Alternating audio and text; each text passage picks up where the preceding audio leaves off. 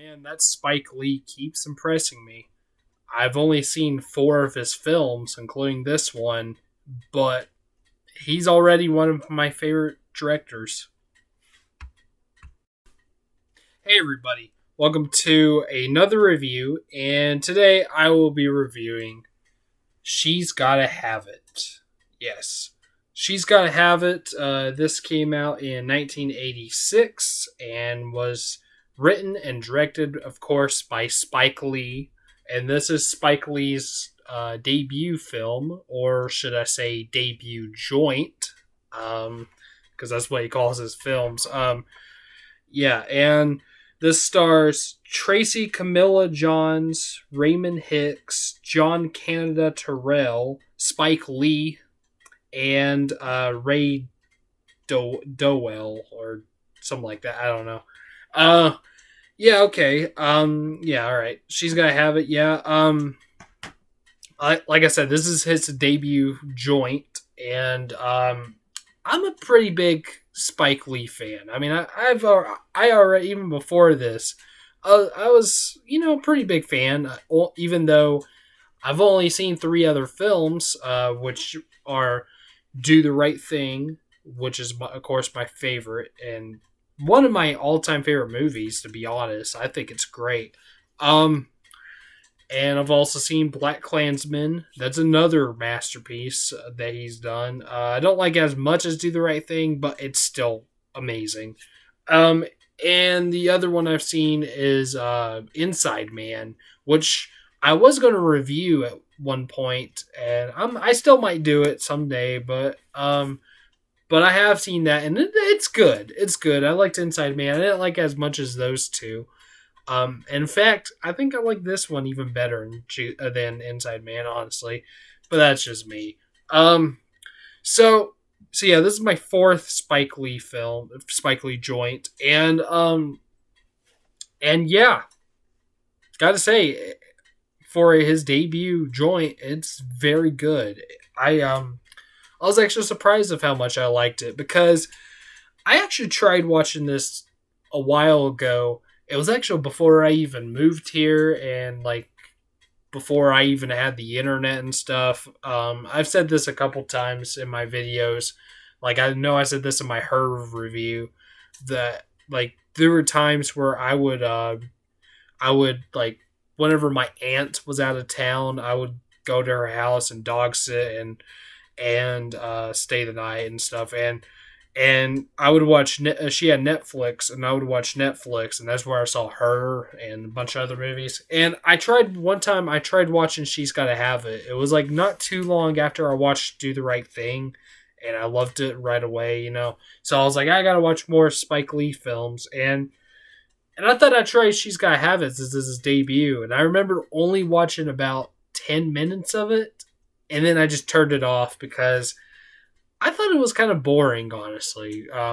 That first time the first 10 minutes I watched that first time, I wasn't into it, so I turned it off after 10 minutes. And haven't revisited it since, or even finished it since, until last night. And yeah, my opinion has changed. Now, what's kind of ironic though, whenever I was first starting this movie, again, the first 10 minutes was kind of boring. I wasn't really into the first 10 minutes whenever I started watching this film, but after 10 minutes, it started to get good. It started to get interesting. Like I was, again, kind of bored out of my mind until after 10 minutes or so.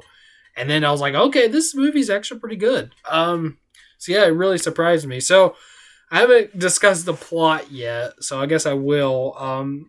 It's a simple plot. I guess you can call it a plot. It's about this young black woman by the name of Nola Darling, and she is she is in a relationship with three different men. There's Jamie, who is like very insecure and stuff, and he's also a nice guy, but he's also like very insecure. And there's Greer, who is like really full of himself. He like he loves himself so much and stuff, and doesn't care what people say about him and all that. And there's Mars Blackman. I think that's his last name, right? I think it's Blackman, Mars Blackman. Let me check. Mars Blackman, and he is played by Spike Lee. I should mention. Um, and he's like very immature and also funny. He's the funny guy out of the three, and he's the one that makes her laugh the most and stuff. And she likes all three of them, and she tries to make it work with all three of them. And but well, that's all I'm gonna say. You just have to watch the movie to find out whether or not it works. And yeah, it's really interesting. Really interesting story, and I think it's really interesting that this is his debut film. This is Spike Lee's debut film. Like, kind of a oddball plot for a debut film, but I like it though. It's pretty cool. And yeah, I had to say this is a good movie. Now, I wouldn't say like a masterpiece, but for like a debut film and for a independent film, it's really good. And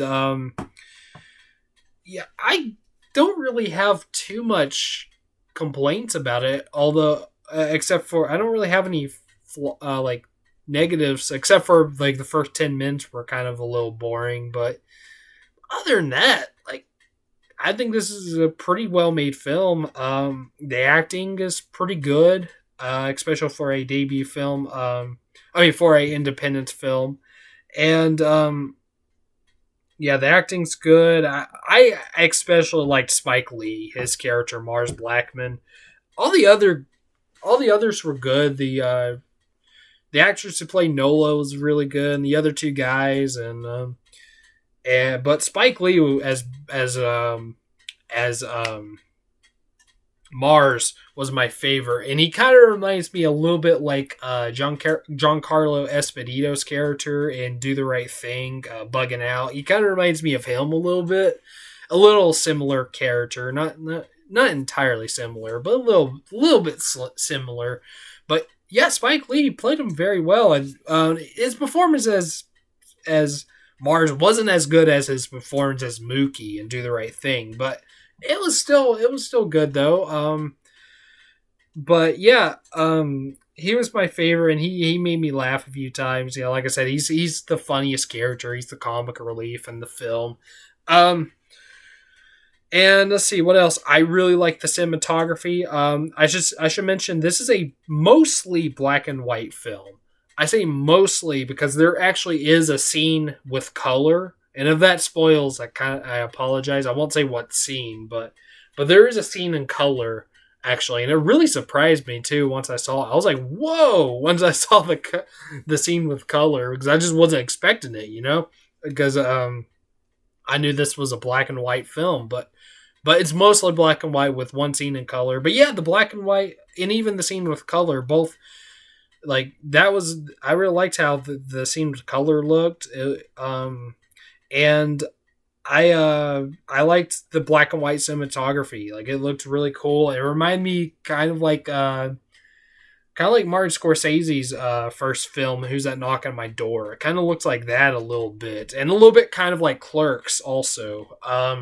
Talk about debut films, Kevin Smith's debut film, Clerks. Yeah, I can see this being an influence on Clerks for sure, but and also Do the Right Thing was even an influence on Clerks as well. But yeah, I really like the black and white cinematography, and it's kind of reminds me. This film kind of reminds me a little bit like a Martin Scorsese film in a way. I don't know. It just did. It just kind of felt like I could definitely tell that Spike Lee took inspiration from Martin Scorsese. And I think the idea of that one scene in color, I think he got that idea from Raging Bull, because there's actually a scene that Raging Bull is also a black and white, mostly black and white film, but it did have one scene in color. and I think that's where he got that. He got that inspiration from that, and yeah, I hear that this. I hear like this is like similar to like Martin Scorsese's early work, and also I hear that this film's a little similar to like Woody Allen films, and I can't really say that for sure, for myself because I actually never seen a Woody Allen film. I want to though. I want to watch Annie Hall sometime. I have that on the list. Hopefully, I might watch that soon. I have Annie Hall and Manhattan both on my list. And if I like those movies, I'll check more Woody Allen films. But so I can't really say for sure if this is a Woody Allen inspiration, but that's what I've heard though. I have heard that from other reviewers, and I'll take their word for it. Of course, I'll be the judge of that once I watch some Woody Allen films. But yeah, I hear that this is kind of a little bit Woody Allen-ish, like kind of similar to Woody Allen, his filmmaking style and whatnot. Because I think Annie Hall might have had some fourth wall breaks, and so does this film. I should also mention that I really like there's a ton of fourth wall breaks in this film, and it's the way this movie looks and like feels. It kind of almost like a documentary. I don't think that's what Spike Lee was going for, but it almost feels that way. But it's not really. It's a fictional story, but with some scenes where a character is talking to the audience, is facing the camera, talking to the audience, and that's pretty interesting. Kind of actually a little bit more like The Big Short, which came out like in the last decade. That's an Adam McKay film, The Big Short. Like that movie kind of also felt like a documentary, but I don't think that's what they were going for either. I wouldn't be surprised if this film, She's Gotta Have It, somewhat influenced The Big Short in terms of that way, with the storytelling of, characters looking into the camera and talking. Like, I bet you they probably got inspiration from this film. Yeah, I really like that idea that like it's like that where characters are breaking the fourth wall, talking to us, the audience. It's pretty cool. But yeah, it's I didn't really have much problems with it, even it being short. So this is a short film, a short movie. This was like I believe. Let me see.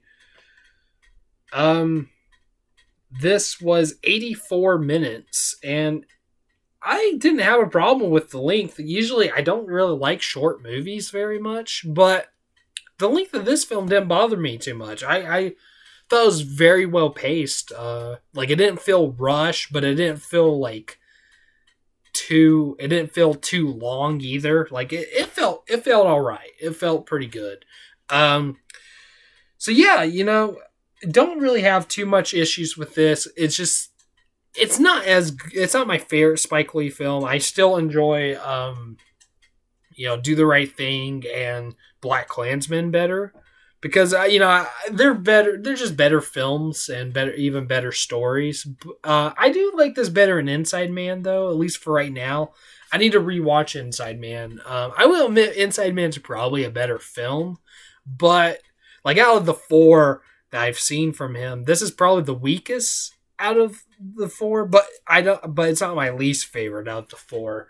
Like I still like this. I actually like this better than Inside Man. So yeah, I really enjoyed She's Gotta Have It, and I don't really know what else to say about it. This is going to be kind of a short review, even though we're already past the 10-minute mark, but still, don't really have much to say about it. Just check it out, especially if you like Spike Lee, and especially if you like Do the Right Thing, you should definitely check out She's Gotta Have It, because Do the Right Thing was his third film. He did one in between these two called School Days, I think is the name of it. School Days. I need to check that one out.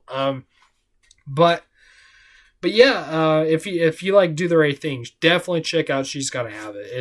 It's really good. It's a really good debut by Spike Lee. I would probably put this in like my top 5, if not then top 10 favorite debut films, because it's amazing. So yeah, all right, so I'm gonna go ahead and give it a grade. I'm gonna give She's Gotta Have It a B. Yeah, just a B. Almost was gonna give it a B plus, but I gave Greenberg a B. So, and I think I like Greenberg better. So yeah, She's Gotta Have It gets a B. Pretty decent grade, I think. So yeah. All right, well there's my review for She's Gotta Have It. So in the comments, tell me, have you seen She's Gotta Have It? Have you not? Also, what's your favorite Spike Lee film? Spike Lee joint, I should say. My favorite, of course, is Do the Right Thing. So yeah. All right, so please like, comment, subscribe, and hit the bell, and I'll see you later. I'll see you this coming Thursday for a top five favorite, or maybe top 10 favorite actors list. I don't know who yet, but we'll see. Anyways, I'll see you then. Okay, peace.